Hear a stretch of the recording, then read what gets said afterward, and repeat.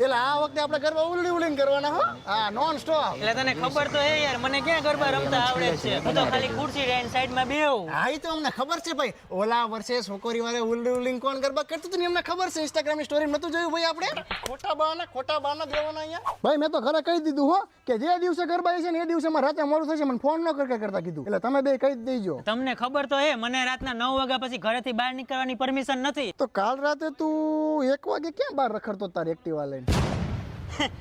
એ તો મારા પપ્પાની મેડિસિન લેવા ગયો હતો. ભાઈ મન નહોતી ખબર કે આન પપ્પાની દવા ભૂપતભાઈ ગલ્લે મળે છે.